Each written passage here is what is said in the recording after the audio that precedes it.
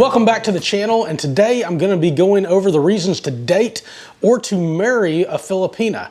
I've spent over a decade as an immigration lawyer and saw hundreds of American Filipino couples get together and come to the United States. So I'm going to share with you the reasons that many of my clients had done it and also my own personal anecdotal evidence.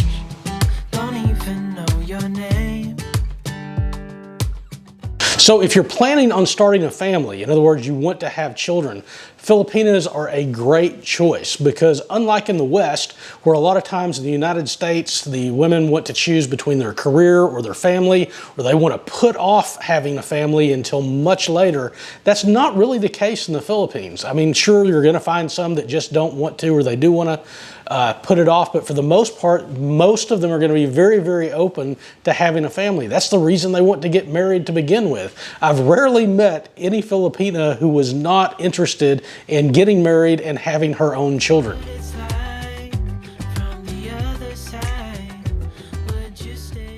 Filipinas are incredibly clever.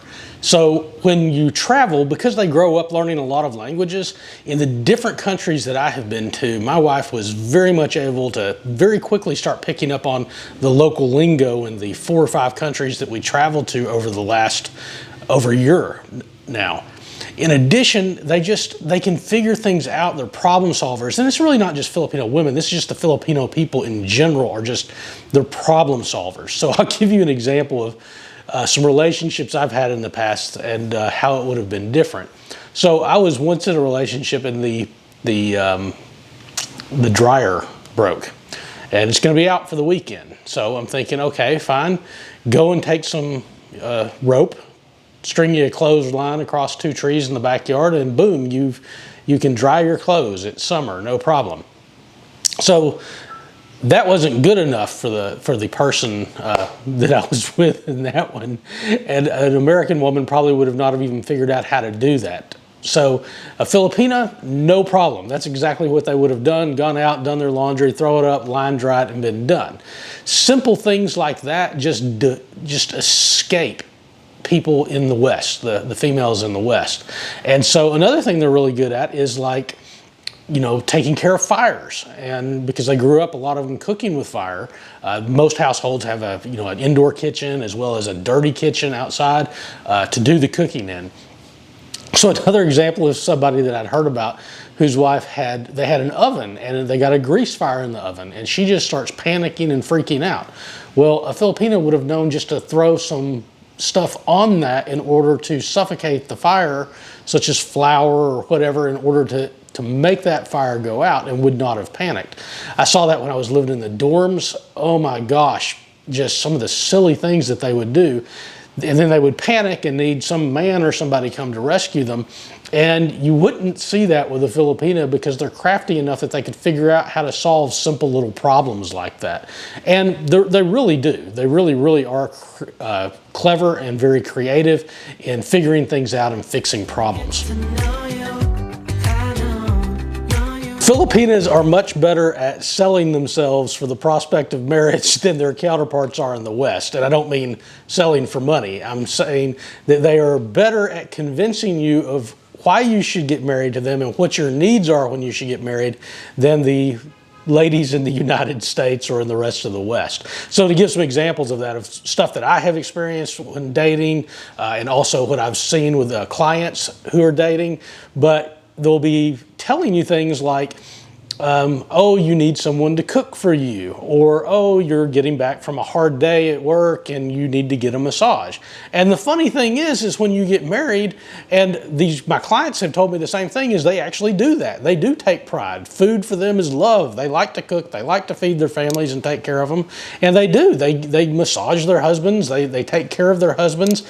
They understand what men are looking for in a relationship. Whereas in the United States, women think they know what they're looking for in a relationship, but they really don't. So in the United States, a lot of men feel like they're being handed the woman's resume because it's where they work and what their education is. And realistically, that's not what guys are trying to figure out when they're looking for somebody to get married to and to start a family with.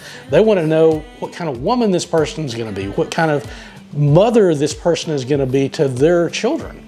And the Filipinas are much better at not only explaining what they can do and what they're going to do, but actually showing you when they do that with their own families. The most famous ones is that the Filipino women are very beautiful. And so it's really true. When you come to the Philippines, most of the women are very height, weight proportional, much different than we have in the West. And they just have a very natural beauty to them. A lot of times you see them winning in like Miss World or Miss Universe contests. And those are the top end of the good-looking people in the Philippines. But on average, just the population seems to have a lot more attractive women per capita. So out of every 100 people in the country compared to a Western country, you just see a lot more attractive women and women who actually take care of themselves and want to look good. One of the great things that I find about women from the Philippines is that they really are much more simple as far as living. And how to explain that is they don't have to have all of the luxuries, and they're not high maintenance. I guess that's the best way to explain it. So for instance, if you were to, let's say your air conditioner went out at your house and you're gonna have to spend the weekend without air conditioning. Well, a Filipina's not gonna throw a fit about that and act like it's the end of the world. Whereas a lot of the times in the West, you're gonna have to listen to endless complaining from people. It's just, there's not an entitlement mentality anywhere near what there is in the West. And so again, for like birthdays and holidays, they're gonna be much more interested in like having a celebration and having family come over and have a big dinner or going out to a water park with everybody together, not necessarily spending a lot of money or having to have the most lavish gifts. Now sure, there are exceptions to that in the Philippines, just like there are in any culture, but for the most part, the majority of them are going to be much more happier with simple things rather than these material possessions like you see all of the time from people in the West. So the good news is that after you get married to a lady from the Philippines, they continue to take care of themselves after marriage, both staying height, weight proportional, and when they go out, they want to look good. So they do wear makeup, they do take care of themselves, they do dress up, which is a far cry from when I usually go to the Walmart back in the United States and the women are wearing their sweatpants and they're wearing their t-shirts and they've got no makeup on and they just aren't taking care of themselves, and yet they're going out. Now, that's not been my experience with people that I have seen from the Philippines and also some other immigrant countries that come to the United States who do take pride in the way they look when they go out to the stores, when they go out of the house, when they go to work. Just wanna get to know you. Your chances for divorce when you marry a Filipina and you bring her to the United States, or heck, if you stay in the Philippines, are much lower statistically than they are going to be if you marry a regular non-Asian American woman. And the statistics bear that out. So the Census Bureau had started doing some studies on the divorce rates in the United States, and the last one that they did, the least likely female who had ever been married to get divorced were Asian women. And of course, Philippines are grouped under Asian women for the census statistics that they take. In addition, there were some studies, there were some reports done, these were by dating agencies back in the 1990s, so take it with a grain of salt how accurate they were, but they tracked their clientele of people who had, I guess it was, I don't know if it was online back then, I guess it was more male relationships, to where they would marry men in the United States, and after tracking those for 10 years, they found that 80% of those marriages were still successful and that they still were married, which would show only about a 20%, up to a 20%, because some of those didn't account for death. It was just 20% were no longer married for whatever reason, which is still better than any other demographic in the United States, even when those people were in long-distance relationships before they got married. I also saw this divorce issue in my practice. I did immigration law, and for a very long time I did general family law, which I handled divorce cases. And a lot of the people that would come over from the Philippines, I would continue to have contact with, and somehow representing in different capacities or just knowing them in the community. And those marriages up until the 10-year mark generally were successful. In fact, out of every single at least K-1 petition that I did that came out of the Philippines, I think there was only 2 divorces.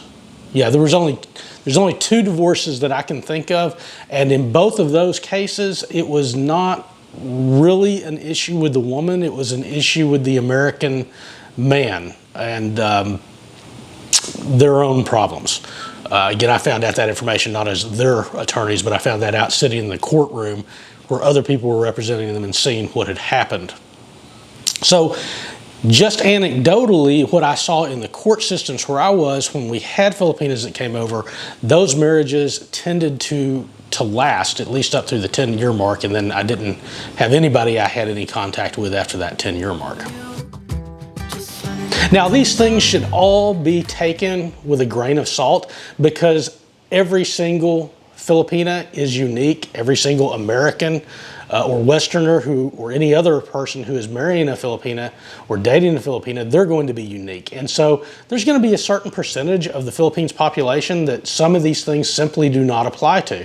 For instance, if we get into the divorce thing that we had talked about earlier in this video, there are people that definitely come to the United States, marry American men, and they do get divorced. Sometimes that's because there was bad faith coming into the marriage on the part of the Filipina. Sometimes it's just because the person that they married, the American that brought them over, had very serious problems and a lot of times just were not honest.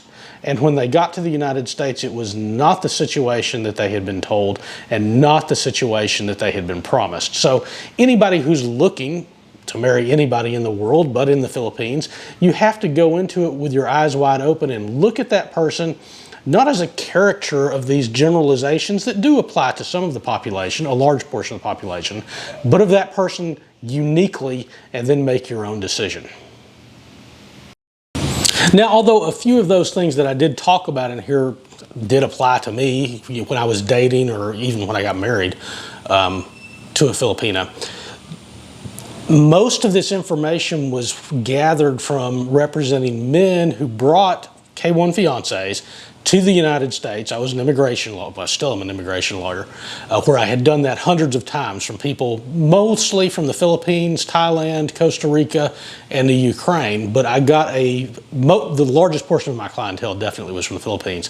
And I got to hear what they said. Sometimes I would see them subsequently to that. So when we would redo wills and things because children came into the picture, sometimes we would have to do other types of work. And then on a very rare occasion, seeing it when there was some sort of a family crisis and having to deal with that. A lot of times just follow-up immigration issues where parents were being brought over or things like that later on. So I hope that video was helpful, understanding that it was also partly light humor. You know, it's not to be taken so seriously, so calm down if you got offended. Remember, this is just a lighthearted video, but with some facts to back it up. Hope you enjoyed it. Hope it was useful. Hope it brought some sort of value to your day.